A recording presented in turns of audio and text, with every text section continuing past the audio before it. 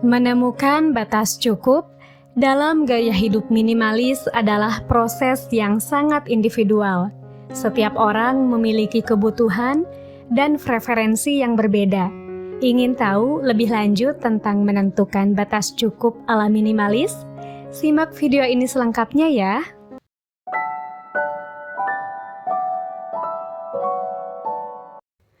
Assalamualaikum warahmatullahi wabarakatuh.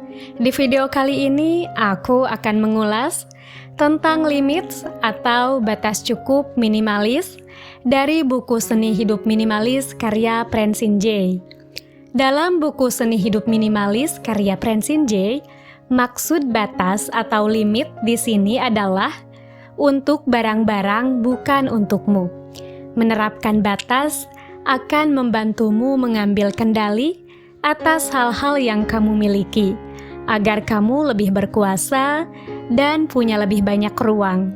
Ada beberapa tips yang dapat membantumu untuk menemukan batas cukup dalam minimalisme. Di antaranya, evaluasi nilai dan prioritas. Pertimbangkan kembali nilai-nilai dan prioritas hidupmu. Identifikasi apa yang benar-benar penting dan berarti bagimu.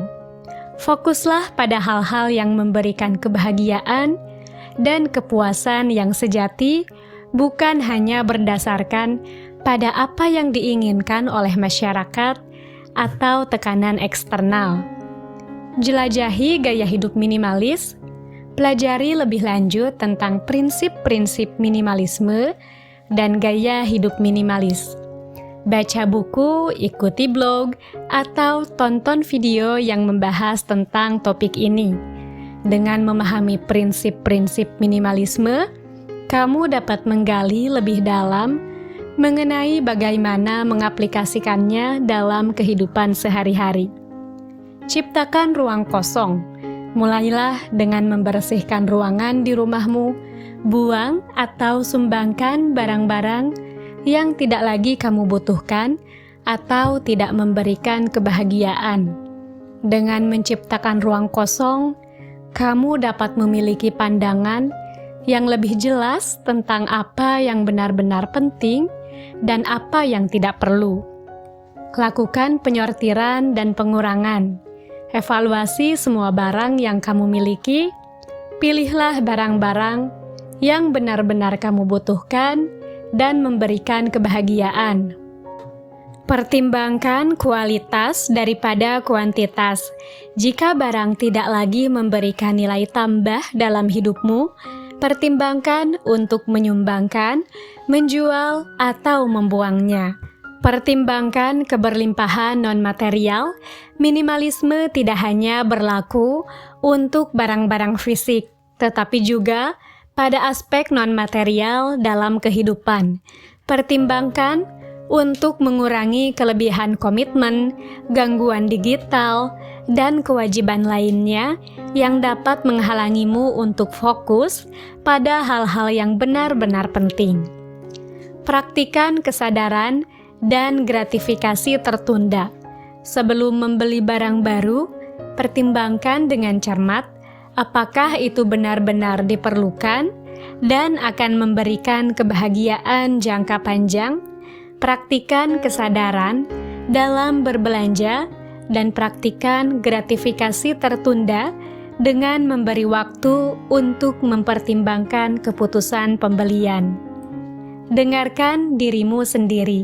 Setiap orang memiliki batas cukup yang berbeda.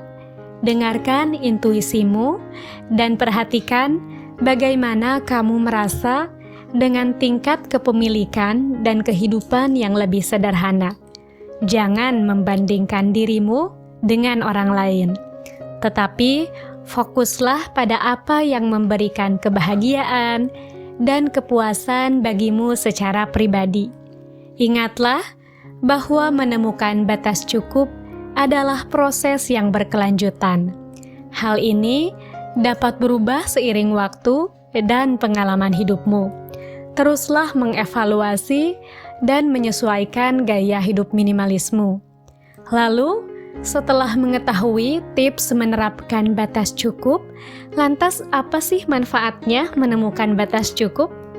Berikut adalah beberapa alasan mengapa menemukan batas cukup itu penting. Di antaranya, mencegah akumulasi yang berlebihan. Dalam masyarakat konsumtif saat ini, mudah untuk terjebak dalam pola pikir lebih banyak adalah lebih baik. Namun, dengan menemukan batas cukup, kamu dapat mencegah akumulasi barang yang berlebihan dan menghindari kepemilikan barang yang tidak perlu. Ini membantu mengurangi kekacauan fisik, menghemat uang, ruang, dan mengurangi stres yang terkait dengan merawat dan mengatur barang. Fokus pada yang penting. Dengan menetapkan batas cukup, kamu dapat memfokuskan energi, waktu, dan sumber daya pada hal-hal yang benar-benar penting dalam hidup. Ini membantu menghilangkan gangguan dan kelebihan yang tidak perlu, sehingga kamu dapat mengalami kehidupan yang lebih sederhana, terarah, dan bermakna. Menghemat uang, dengan menemukan batas cukup, kamu dapat menghindari pembelian barang yang tidak diperlukan. Ini membantu menghemat uang dan mengalokasikannya pada hal-hal yang lebih bernilai dan penting dalam hidupmu, seperti pengalaman, pendidikan, dan kesejahteraan pribadi. Mengurangi stres dan kekhawatiran, kelebihan barang dapat menciptakan stres dan kekhawatiran. Dengan menemukan batas cukup, kamu dapat mengurangi beban mental dan emosional yang terkait dengan merawat, mengatur, dan mempertahankan barang-barang tersebut. Kamu juga dapat mengurangi tekanan untuk memenuhi ekspektasi sosial dan mencapai standar yang tidak realistis. Menghargai kualitas daripada kuantitas dalam gaya hidup minimal. Menghargai kualitas daripada kuantitas. Dalam gaya hidup minimalis, perhatian diberikan pada kualitas daripada kuantitas. Dengan menemukan batas cukup, kamu dapat memilih barang dan pengalaman yang berkualitas yang memberikan kepuasan dan kebahagiaan jangka panjang. Daripada terjebak dalam pengejaran tanpa henti terhadap lebih banyak barang yang tidak memberikan nilai tambah.